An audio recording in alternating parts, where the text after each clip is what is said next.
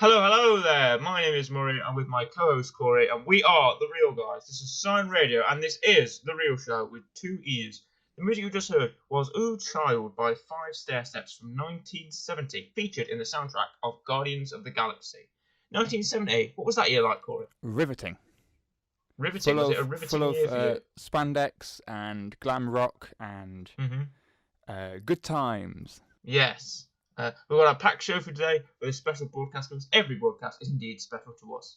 We are number one platform from the airwaves for YouTube and pop culture and film and television discussion. As always, I'm accompanied by my co-host Corey. How are you doing today, Corey? I'm doing very well, thank you.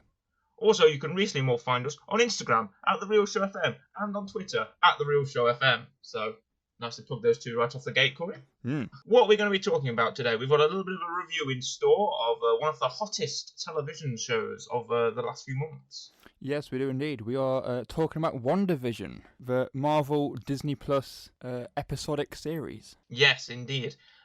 We shall be talking about WandaVision. We'll give it a review. Corey's got a nice weekly rec for you. I do. And we're also going to be advertising our next month of content, which should be very, very interesting for your ears indeed. So let's get into it. Let's get into WandaVision. Now, this was one of the many shows that was unveiled at the big Disney Plus series conference that they had, the big Disney Expo, if you remember. Yeah. Back in 2019. They unveiled loads of shows like the Loki show. But we recently just got a trailer for the Ten Rings film. WandaVision was unveiled during that. And there wasn't much... I mean, Endgame had just come out. And there wasn't much sort of discussion on what WandaVision could possibly entail. Now, we have... your two stars are back. We've got Elizabeth Olsen and Paul Bettany as Wanda and Vision. They both do incredibly good jobs. We do. We do indeed. Now, the premise of this show somewhat confused the community at first because it started off like a sort of 1950s sitcom. The first episode. Yeah. It also doesn't take the Netflix approach, which is where when a new season comes out, Netflix normally just dumps the whole season. They go, here you go, here's the whole season straight away. Yes. Whereas WandaVision and other Disney Plus things like Falcon and Winter Soldier do it weekly basis, so you have to wait every single week. And The Mandalorian as well. Exactly. Well, I think that an episodic structure, going from week to week with a new episode, I don't want to say it's better than dumping it all at once. Like, dumping it all at once is prime binge material. Sit on your couch for 12 hours and watch 8-9 episodes of a series. When you have to wait week to week, there's more of a draw and there's more of a tease and there's more of a, like, you might get, maybe this will happen this episode, maybe this will happen, let's not find out right now kind of thing. Yes. It also leads for more, speculation. There's a lot of that of WandaVision. Yeah, more speculation. Like, after every single WandaVision episode, the internet would just go wild with things. Yeah. Like, oh, look at this fly. Is this fly Mephisto? Yeah, exactly. Oh, look at this line. Is this line about Mephisto? What does this book mean? Exactly. Which mean. Are you Mephisto, Corey? I hope not. But then obviously, it's great because everyone's theorizing and it's got these videos like, oh, here's like this book and there's this book a reference and one part. I watched WandaVision in 1.5 slow motion and I found this kind of thing. And there's like, oh, this person said, but there was more details and then obviously ultimately it ends to literally nothing. They all meant nothing. And I was a big subscriber to that theory. We won't get into it right now, but fan theories are always rampant in comic properties, especially in Marvel, because there's so many big characters, and everyone's like, oh, this one character is set to appear in Doctor Strange 2, and they say that WandaVision will lead directly onto Doctor Strange 2, which didn't happen. Well, no, it did. It did. I suppose. Kind of. Yeah, but everyone said, I think that was one of the things that Kevin Feige said at the Expo. He said, WandaVision will lead directly into the events of Doctor Strange 2, Multiverse of Madness. Like, right then, Doctor Strange was going to show up in WandaVision.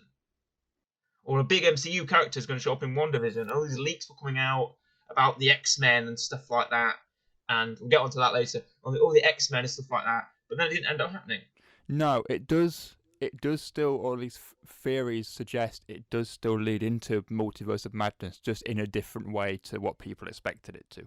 And again, we'll get on that when we get to the actual part where it happens. So the first 3 episodes of WandaVision, speaking of enigmas, the first 3 episodes of WandaVision are quite the enigma.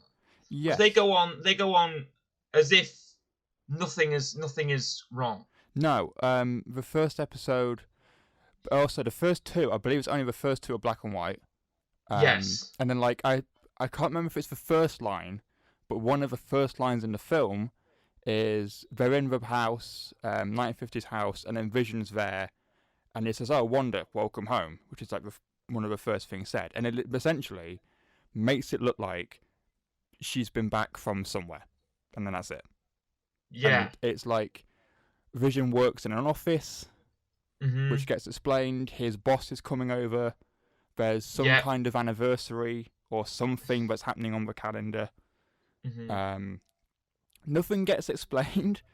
No, that was the beauty of the first 3 episodes, that nothing is explained. Yeah. And it's up to you to sort of guess what you think's going on, or whatever, or what's possibly happening.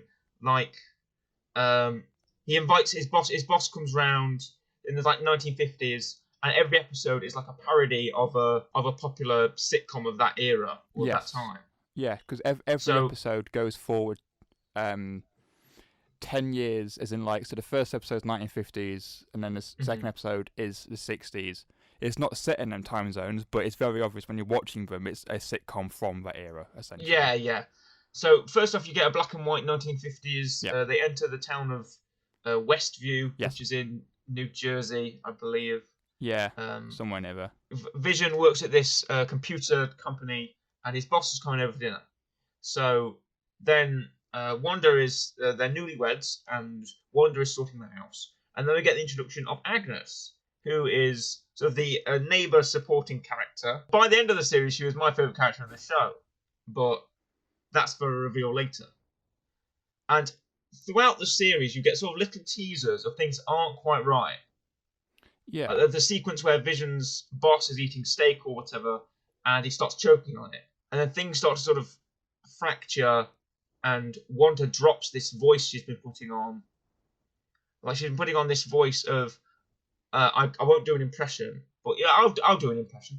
Wanda puts on this voice like, "Oh, I'm just a 1950s sitcom girl," you know. Well, yeah, and there's a whole thing of when he's choking on the steak, they can't reveal their powers. Vision's not allowed to reveal their powers. He looks like a man. He's got human skin and he's got human hair and he looks like a man. And he can't. Eventually, he does use his powers, but they're trying to hide it as much as they can. And one thing I really enjoy, and especially in the first couple episodes, is they still treat them like they're Wanda and Vision. Yeah. But they play with it. They play with it to the fact that it's. They play with it to the fact that it's still a sitcom or still a 1950s thing. Like, his co-worker always makes jokes about him being a robot, and Vision goes, "I am not. How dare you insinuate something like that?" You know. It's still funny because they're in this sitcom setting, but they're still obviously their own characters. Yeah. I like that sort of thing. And obviously, throughout these episodes, we have commercials. We do. And the first episode's commercial is for a Stark Industries toaster. A Stark Industries toaster that actually has the repulsor, the Iron Man repulsor sound as the toast goes in. Did you hear that? I did, yeah. It goes whoop when they put the toast in. I thought it was really funny. And obviously around that time, Howard Stark was making flying cars and stuff like that, which was in the first Captain America film. Yeah. So he was also making really impressive toasters. Then by the second episode, we get an advertisement for a watch. Yeah. Like a 1960s, gentleman's timepiece. And actually, I didn't notice this. I was watching this with my mum. My mum noticed this. I didn't notice it. I noticed it was called Strucker. And it was named from Baron Strucker, the Hydra officer from Avengers 2. I didn't notice it had the Hydra logo on the front of it. Oh. I don't know. Did you see that? I don't think I did either. Oh. Yeah, it had I knew the name was from Baron Strucker from Avengers Age of Ultron, but I didn't notice it had the logo on it until it was pointed out to me by my mum. So, well done, mum. Yeah, there was the Hydra sort of symbol of the skull and all the tentacles. There was the Hydra symbol in the middle of the watch, and I didn't see that as well. I wouldn't. So yeah, the second episode is 1960s, and we get a few new characters. We get Dottie, who's a neighbor of Wanda and Vision, and Agnes and Wanda go to this sort of mothers' meeting. But throughout the series and throughout the first two episodes, strange things occur, do they not? Yes, they do indeed.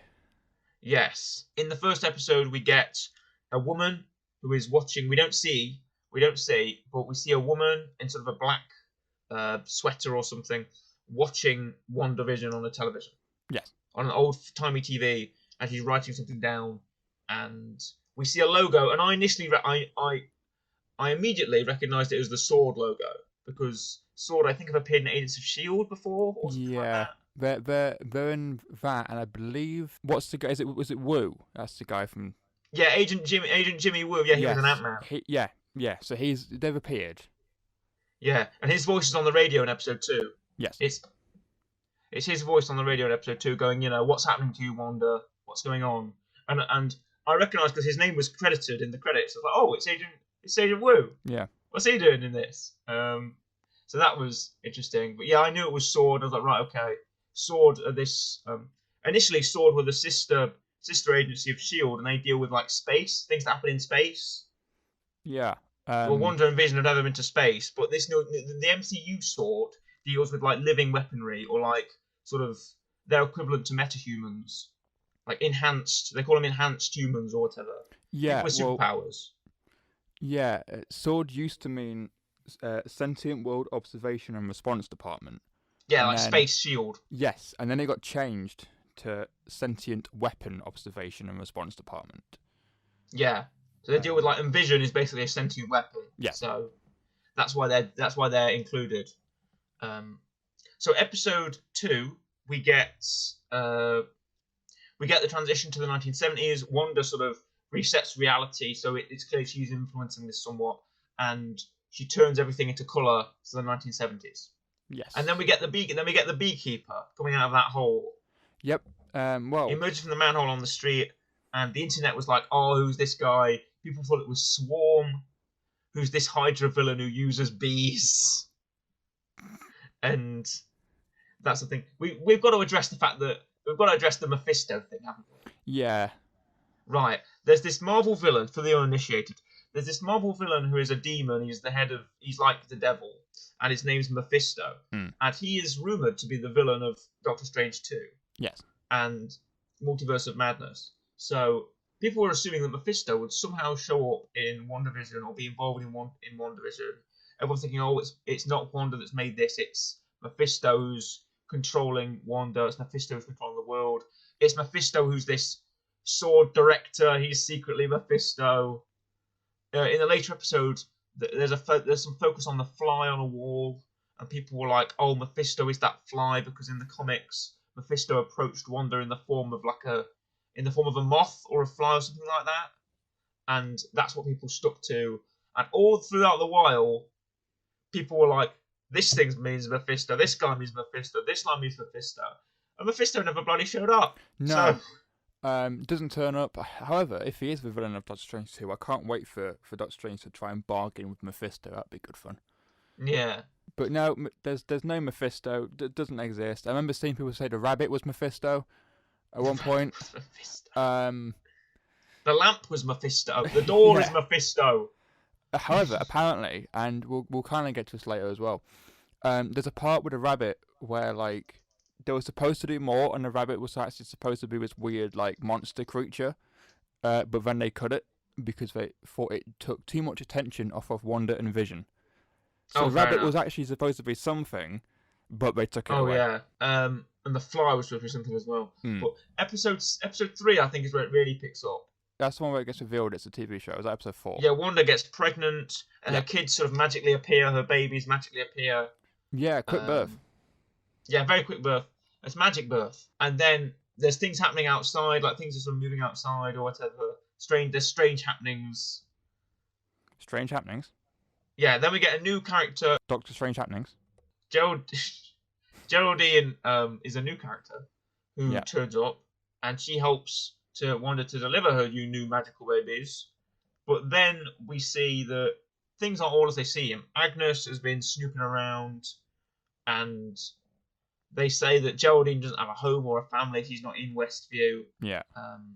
And then Wanda's voice goes back to a Sokovian accent from Avengers 2, and she does something. We don't see what it is yet, but we see that Geraldine is now gone. Yes. And the house has been completely restored.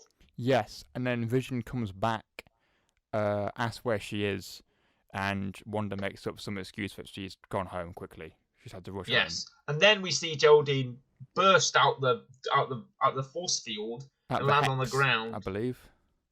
Yeah, and land on the ground, and Daydream Believer is playing, and then she's surrounded by helicopters and SUVs. Yeah. And swords. What we can assume are sword agents. I initially thought they were Hydra agents, but they weren't. No, they're sword agents. They were just sword agents. And then we get episode 4, which is more of a which is basically a recap of the first 2 episodes, but told from outside the WandaVision stage. Yeah. It tells the story of Monica Rambeau, who was actually in Captain Marvel as a child. If you watched Captain Marvel, I haven't actually. I kind of avoided that one. Oh. Well, Monica Rambeau's in Captain Marvel as a kid. It's set in the 90s. Yeah.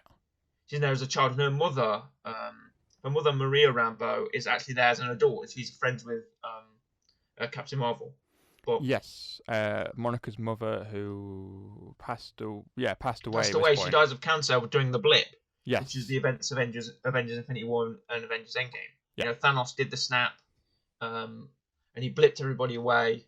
So during that time when Monica was blipped, her mother died. Yes, and then she comes back in the hospital and tries to figure out what's going on.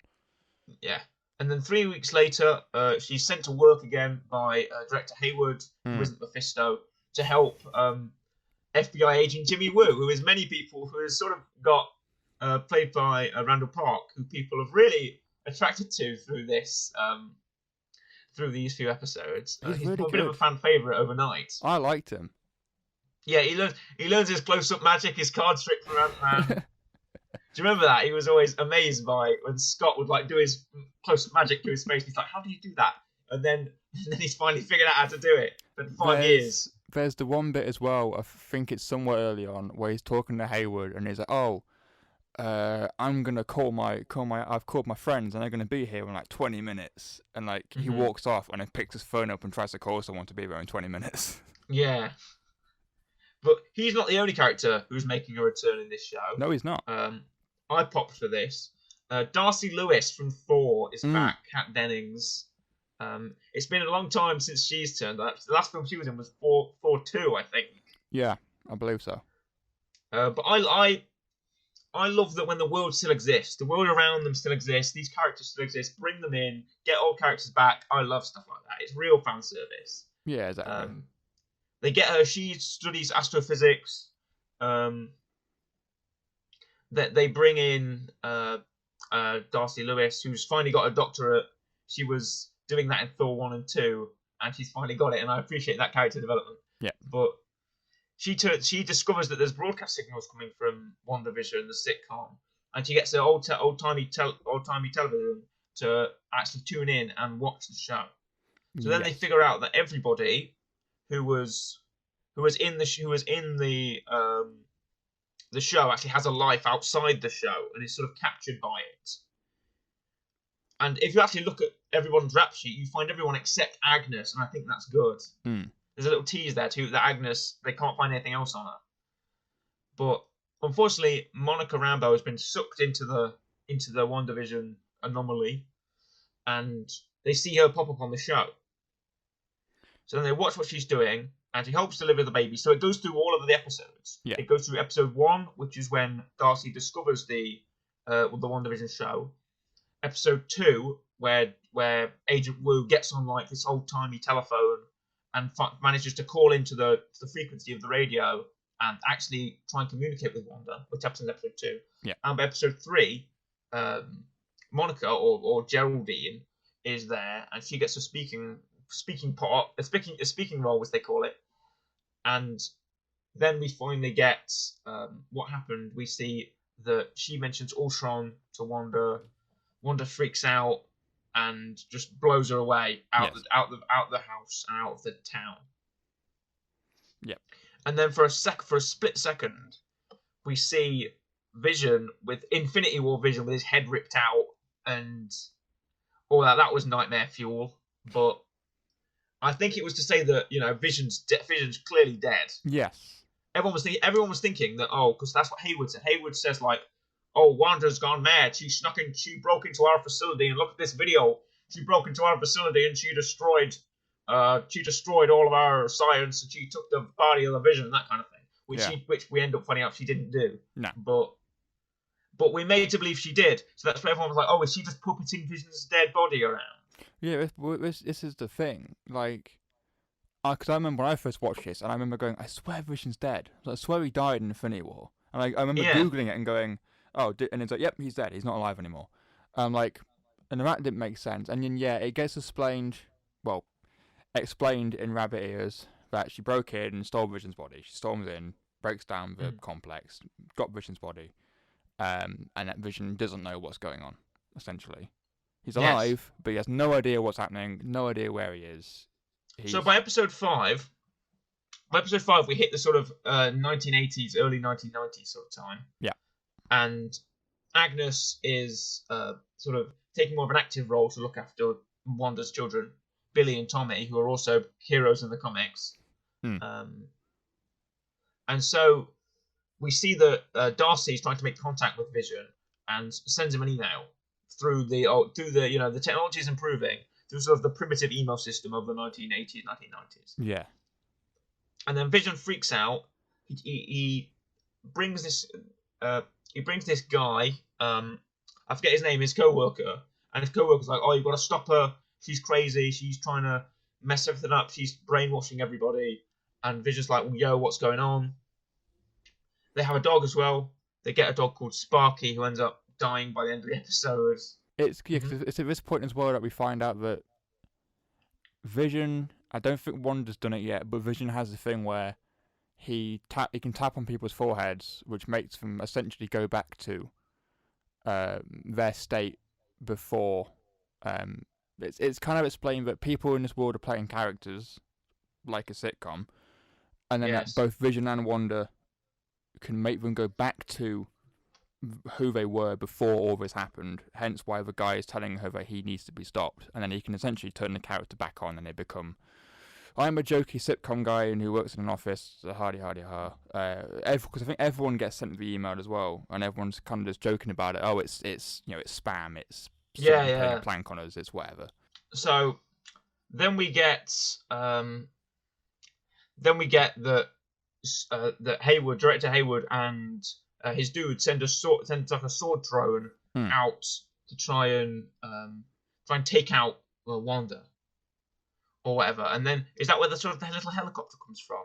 Or wait, they find out that everything that enters the Westview sort of area, everything that enters the big bubble, gets turned into whatever time zone they're in or whatever time period they're in. Yeah, because in an early episode, this weird small helicopter falls on the floor, and no one really knows what it is. And then it gets explained that Sword try and put a drone through into the area, and it changes into a small toy helicopter. Yeah, it was a bit Truman Showish, don't you think? Yeah, just a little bit. It was like when the light falls from the sky. Yeah, it was a bit Truman Showish, but this whole thing was very Truman Show, especially the first 3 episodes. Is it also at this point that we find out, because the drone's weaponized, and we kind of find out that Hayward doesn't like what's going on at this point. But is this also where we find out that Hayward's tracking Vision? We do, because he's got adamantium in him. Yes, because that gets explained at some point. They find out that for some reason Hayward is tracking Vision, and no one knows why he's only tracking where Vision is. Yes. So then by the end of episode 5, we get the reveal that that Wanda's brother Pietro Maximoff, the Quicksilver, is indeed alive. But he is not Aaron Taylor Johnson. No. He is Evan Peters, who is the X-Men Quicksilver, who is the Fox Quicksilver. Yes. Now, the decision to do this was quite a big one. We'd heard that Evan Peters was going to be showing up in WandaVision. I was like, oh, he can't be Quicksilver, though, can he? He's going to be someone else. He's going to be Mephisto. That old horse, that dead horse again. Let's flog it some more. But no, everyone was like, oh, we can't be Quicksilver. There's no way he's going to be Quicksilver. It'll be someone else. But no, he's Quicksilver. He's playing Quicksilver. And, once again, the internet lost their minds. Yeah. Because, they're finally doing the Fox X-Men crossover. They're finally Fox X-Men crossover. Darcy makes a little joke about him being recast, and that's fun. That it's not Aaron Taylor-Johnson now, because we know Aaron Taylor-Johnson Quicksilver was dead. Yeah. So they bring in Evan Peters Quicksilver. It's like, the multiverse. It's like the multiverse. Yeah. Could it be the actual Quicksilver from? Yeah, this is where I remember first hearing about the whole multiverse thing, and everyone going, "Oh, this is it. This is where it's getting introduced because it's another Quicksilver. It's a different one." Because obviously there's rumors that like Andrew Garfield's going to be back in the new Spider-Man. Obviously, he played Spider-Man before. You know what the craziest WandaVision rumor I heard of was? What? That by the end of the series, we're going to get Ian McKellen Magneto and no, seriously, and Patrick Stewart Professor X. Nah. That was the craziest rumor I ever heard about WandaVision. That by the end of the series, because we've had Evan Peters as Quicksilver, we're going to have both Ian McKellen and Patrick Stewart as their respective X-Men characters in this show. I'm like, what? That's insane. And then I can't lie though, I was waiting for it, but it never happened. Nope. Well, imagine that. That would have been that would have been crazy. So, we go on to episode 6, which is sort of 1990s, early 2000s. I get it's like, was this the Malcolm in the Middle episode, or am I mistaken? Yes, possibly. Because I know they do like Family Matters. They do like a Family Matters show. They do like The Office, which is episode 7, and this is like the Halloween episode is like done like Malcolm in the Middle, or done like Even Stevens or whatever, something like that. Yeah. So then we have the early 2000s, Malcolm in the Middle episode, and also I like that the advert on the last episode on episode 6 was like paper towels, and they were called Lagos. Yeah. And Lagos was in Civil War, where Wanda destroyed that Wakandan embassy and started the whole Sokovia Accords and all the Civil War thing with the relegation of superheroes. Do you remember that? Yeah. That was all in Civil War, and the name Lagos and the slogan for Lagos paper towels was, "When you make a mess, you don't want to make," or something like that. When you made a mess, you didn't mean to make, or something. Snickers. Anyway, episode 6, the Halloween episode, is kind of like a Malcolm. Also, they do the sitcom thing of going through the seasons, like they do like Christmas and Halloween. It's like they do like a whole year cycle of sitcoms. Yeah, I also love that in the Halloween episode, everyone's essentially wearing their comic outfits. They're wearing their comic outfits, but it's disguised as Wanda's wearing this Sokovian sort of witch outfit. Yeah. And Vision's wearing like a lucha Mexican wrestler outfit. Yeah, or Quicksilver thinks he's a hot dog or something. Yeah, Quicksilver thinks but it's effectively their comic book outfits. And I appreciate that. I appreciate that attention.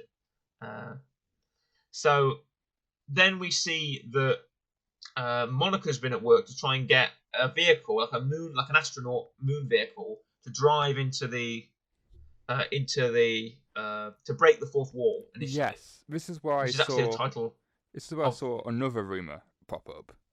Oh right, and what's that? Because at some point in the episode, she mentions like, "Oh, I'm gonna call someone. I'm gonna get some help to make the vehicle." And people were saying like in an interview, she was like, "Oh, I can't wait for this next episode to come out, which is the Halloween one." And everyone's like, "Oh, it's gonna be Reed Richards. It's Fantastic Four. She's gonna bring him in, have him make this vehicle, and he's a scientist and Fantastic Four, and that's becoming a thing." But it's not. Again, it's not. Like Paul Bettany. Paul Bettany said that. Oh yeah, by the finale, there's this actor that I want to work with that I've always wanted to work with, and everyone's thinking, "Oh, it's Patrick Stewart, it's Ian McKellen, it's it's like it's Professor X, it's Magneto," and it wasn't. It was just himself. Yeah, it was him. It was just Paul Bettany playing White Vision. Yeah. And Paul Bettany playing Vision against Paul Bettany playing White Vision. That's such a. I swear, Marvel actors are under contract to just tease people and interviewers, drop tips that go nowhere or mean nothing, or Yeah, but mean something that isn't obvious. that's the audience's fault for like every single thing being a theory or something turning up. Yeah, exactly. It's like, oh, we're doing it to ourselves. Yeah. We're doing this all to ourselves. So by episode 7, we see that Monica doesn't get in with this moon thing. It tries to suck her in, turns it into a truck. Yeah. And so, oh wait, no. By the end of episode 6, Wanda, they send another drone after Wanda. Yes. And this drone tries to kill her with legitimate weaponry. And Wanda drags it back out. She's in a Scarlet Witch sort of attire. Yes. And she throws it in front of Hayward and says, "Oh, you're trying to send this after me to kill me? I'm gonna wreck you." She turns all the guns on him and with the like psychic powers, and then she expands the hex. They call it I think they call it the hex, don't they? It's the hex, yeah. Yeah. Because it's shaped like a hexagon. Yeah. Darcy coined that. She expands it, and everybody is sucked into it, including Darcy and Vision, who tries to escape. And all the sword agents are turned into, clowns, and there's made a whole circus out the big camp, and that was fun. Then we get episode 7. Yep. And we get episode 7, and by the end we find out that Agnes, the nosy neighbour supporting character, is in fact the villain. Yes. As she's a witch named Agatha Harkness, which, by the way, people did scout and see coming because of the Mephisto line, the devil line, and because of the fact that Agatha Harkness is infamous in the comics for training Scarlet Witch, or teaching Scarlet Witch how to use her powers more effectively. So people did scout that, by the way, and I like that. Sometimes we do get things right. Yes. Yeah. I mean, one of the 70 billion theories is bound to be correct. Yeah. And then we get the bop, which is Agatha all along. Yes. Which to this day is still being used by people in edits and videos. One of my favourite recent ones is Zemo dancing in the club to Agatha all along. Him doing the sort of disco arm moves to Agatha's theme song, which is fun. By episode 8, we see Agatha's backstory. Yeah. And she was part of the Salem witch trials in 1693. And these group of witches try to execute Agatha for using dark magic, but she turns it on them, uses her power to drain them of life or power or magic. Yeah. And then then we get the present, and we see that Agatha is impressed by Wanda and her abilities, and she wants to use them for herself. Yes. So then she takes her back through her life. We see her backstory from Avengers 2. How her house was destroyed and her parents were killed by Howard Stark and his weaponry. And we get the story that Quicksilver told Ultron, where there was a bomb in front of them and it had Stark's name on it, and it was beeping and they didn't know when it would stop. Do you remember that? Yeah. We see that actually happen. Then we see what happened with Vision's body, the fact that Wanda didn't take it. No. It was in fact held by Hayward all along.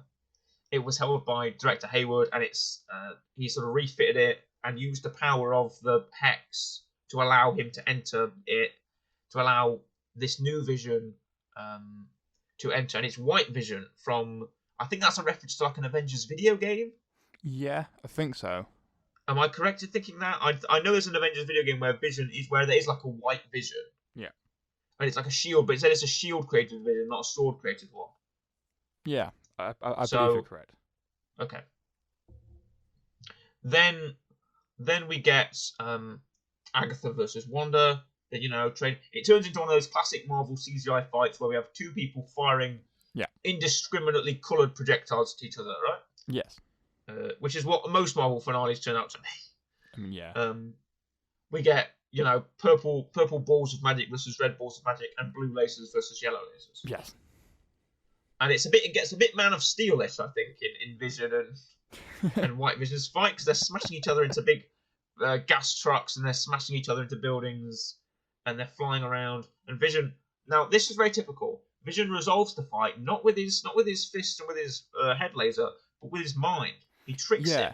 He uses the old ship analogy to get him. Yes, he pulls a Star Trek. I can't remember what episode of Star Trek, but essentially he pulls with Star Trek where he makes the other Vision believe, because White Vision's programmed to destroy Vision. That's what he says. He's like, I'm programmed to destroy Vision. And so Vision, the actual Vision, makes White Vision believe that White Vision is Vision. Mm. Yeah, but White Vision is actual Vision. Yes, White Vision is Vision reprogrammed, essentially. Yeah, but when we move on to the finale, we see that Wanda went to Westview and found this house that they were staying in the show originally, and see that it was supposed to be the place where they were going to live together after Endgame. Yes. And obviously Endgame happened, and Infinity War happened, so they could never do that. I also love that you mentioned the ship thing. All I could get in my head, and I don't know if you've seen this or not, when he was doing the whole, like, if a ship gets new wood, like, which one's the original ship if they remake it, and if they take off the old wood and remake the old ship. All I could get in my head was the one scene from Only Fools and Horses where Trigger is like, oh, this is my broom. I've had this broom for, like, however many years. And so he's like, oh, it's had 7 different handles and 8 different heads. And it's like, well, it's not the same broom then, is it? And it's essentially, it's the same thing. Okay. I just want to mention that. That's all I had in my head when I was watching it, was Trigger and his broom. Well, by the finale, we get our big CGI superhero fight, and then we get a couple of different resolutions. First off, we see that Wanda is going to expand the barrier, create more Westview, and we see the backstory to it. Yes. That she created her own vision through her powers. Yes. And she created this hex and enslaved all these people in their sort of acting roles to create an idyllic life for them. To create a perfect life where nothing bad would ever happen. But now we get that Agatha wants to take her power and use the powers of the Scarlet Witch to enforce evil things, I guess. Yes. And while this is going on, Monica has found her way through the barrier. She's got sort of... Now, we know that Monica Rambeau in the comics becomes the second Captain Marvel. Yeah. Are they teasing that by the way her eyes sort of looked and the way she sort of spoke to Wanda? Possibly. I mean,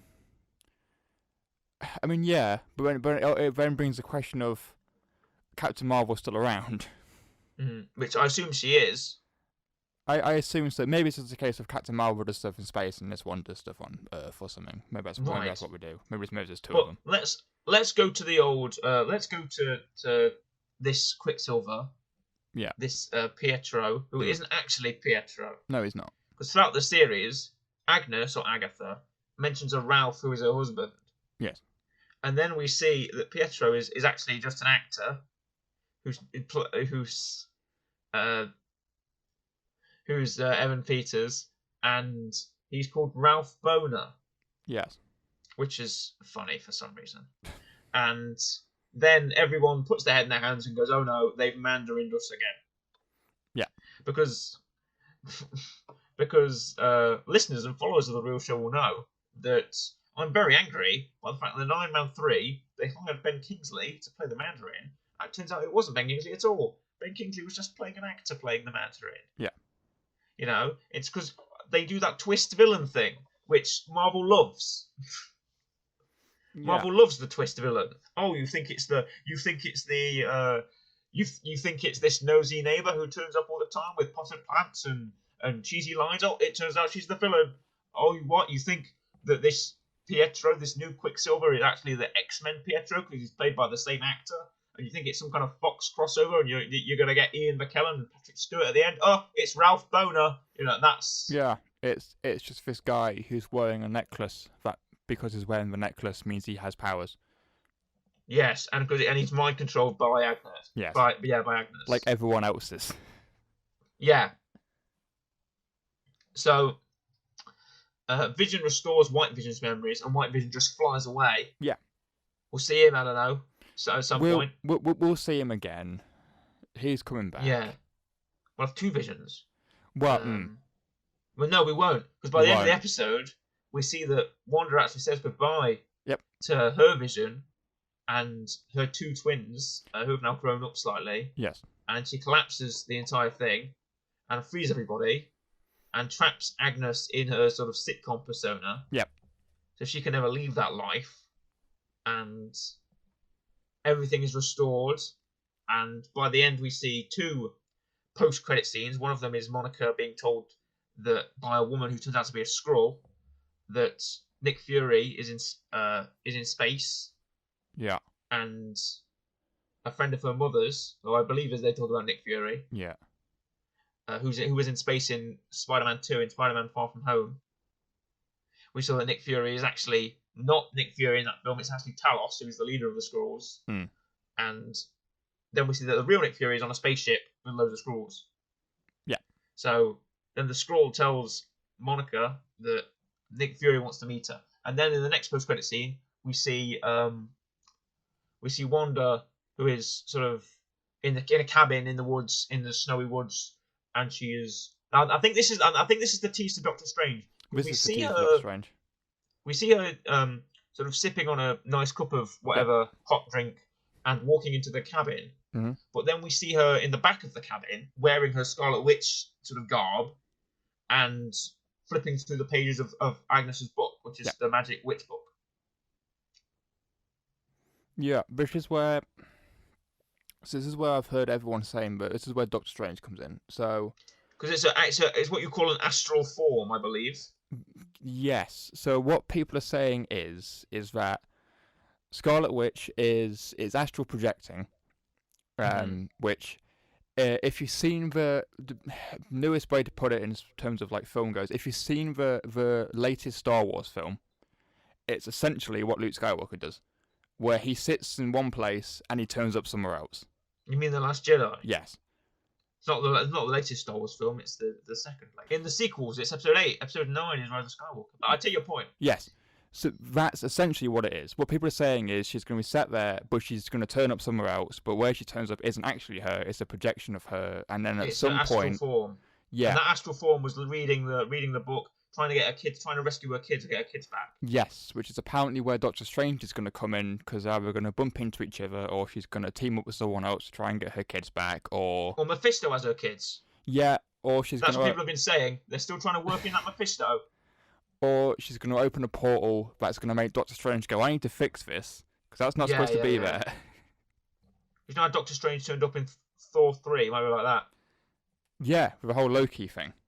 Yeah, the whole Loki thing, yeah. You know, Doctor Strange supposed to be policing magic. Yeah.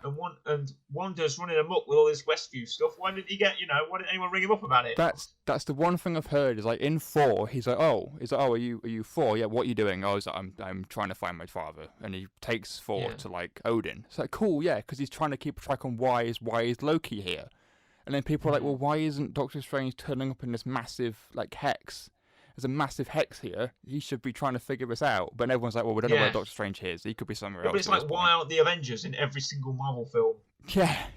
Because every single Marvel film, the world is threatened by some massive villain, or especially in the latest ones. Yeah, what people are saying is that Doctor Strange is somewhere else, and that the other, like Agent One and stuff, either tried to get in the hex and couldn't, or are just too busy dealing with something else. Or Baron, or you mean Wong? Well, one could be, but the Ancient One's still doing stuff as well. Oh, I don't know, maybe. No, she is. She's it was, I think, at the end of Endgame confirmed that she's fighting some other thing.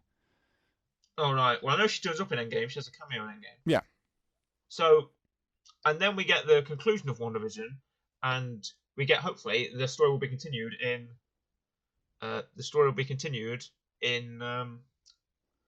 Doctor Strange 2. Now, I wasn't going to propose that we give a real rating to WandaVision, but perhaps we should. I can try. I will happily give it a nice real rating. What are you thinking? Okay, well, what I have a number in mind, but what would you give it? I'd go for an 8.5. That's about where I was thinking. Good. Overall, I think an 8.5. It could have done better. Yeah, I think it could have delivered more on some of the sort of the fan hype, but I also like how it took a different direction. Yeah. And obviously did what it wanted to do as opposed to what everyone was expecting. I like the first 3 episodes were really confusing. because it needed that. It needed the first episodes to get the satisfaction of that fourth episode and that explaining to everything. Even though the first two episodes, it got panned. It got massive hate from people, especially viewers, who didn't understand what the hell was going on. Yeah. But I realised the first two episodes, right, it's clear that Wanda is in control of this world and that people are trying to get in. Where's this going to take us? Yeah. And it took us to a pretty enjoyable resolution. It was a good conclusion. Yeah, so for that I will give it 8.5. Yep, I'm in agreement. 8.5. Now, would you like to do our rec, or would you like us to sort of talk about what's going on next month? Let's do next month. Right, next month. Corey mentioned Star Wars, and I very astutely picked him up on the fact that he was talking about the wrong film. But for the next month of the real show, it's going to be a Star Wars spectacular. It's May the 4th. Obviously, is Star Wars Day. So why not only do a day of Star Wars? Why don't just do an entire month of Star Wars? So for all the Saturdays in May, we will be having. I believe there's four of them. There's five in May. For every Saturday in May, we will be doing a different Star Wars related real show. That will mean on the 1st of May, we'll be reviewing Rogue One, which we promised we would do, didn't we? Yes, we did. Then for the next 4 episodes, we'll find something to do. It might be a movie versus. They're always fun. It might be another review. It might be talking about Star Wars theories. I always like them. We might have a guest on, maybe. I don't know. Perhaps. Always up for a guest. So hey, just be on your lookout. Be on your listen. Subscribe to our YouTube channel. Follow us at Twitter and Instagram. And yes, stay tuned for our Star Wars themed month of May. Yeah. Right, let's do the rec. Yeah. So what have you got? I've gone for a bit of an easy one, a bit of an obvious one, but I have a reason behind it. So I'm going to recommend something which hasn't finished yet. Okay. All right. I see where you're. I see. Yes. And I mentioned this earlier. I'm recommending The Falcon and the Winter Soldier. All right. Yeah. Well, actually, we might end up reviewing Falcon and the Winter Soldier. So this is why I'm recommending it. One, because I'm currently watching it every week on Fridays in the UK. And it's good. I enjoy it. I think it's good. Also, if you've watched WandaVision, you have Disney Plus. You can watch Falcon and Winter Soldier.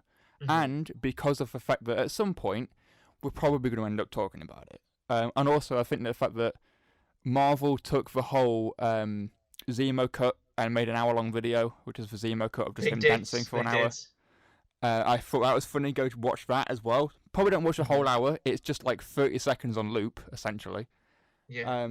But yeah, so I'm recommending that. Go watch it. Go check it out. It's good. It's enjoyable. I know some people are giving it criticism because it's not as quirky as WandaVision was. Oh no, well the characters, you're talking about a different tone here. Exactly. It's not going to be the same thing. It's one of the things that I'm sure when the series ends, everything will make sense and you can go back and you can watch stuff and it'll be great. Yeah. However, it's going to be a bit hard for me to rate something because it's not finished. So what are you going to give it a suspended real rating? Yeah, then? I'm going to give it a rating now, and then when we come to review this in the future, I'll give it the actual updated rating. Okay, right. So what's your rating now then? I think currently it sits at around about 7.5. Right. Very okay. Good enough. 7.5. When it ends, it'll probably end up being higher, but I think for now 7.5. So this is a suspended real rating until we actually get to review it in full. Yes. Okay, and there we go. So that is your weekly. It's more of a weekly rec than a real rating. So yeah, just go out and watch it. Hey. Yeah, essentially go watch it so that in the next after Star Wars month when we review it, you won't be spoiled. Yeah, it'll be our first thing. I'll tell you, it'll be our first thing we'll do after Star Wars month. We will review Falcon and Winter Soldier. It'll be finished by then. It will be finished by then. Yes.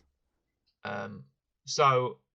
That is your weekly rec from Corey. We have Falcon and the Winter Soldier, and now we're going to finish this episode with the only song I could find that was in WandaVision that we can play, and that is "Daydream Believer" by the Monkees, which featured in episode 3 of WandaVision from 1968. So enjoy that, folks.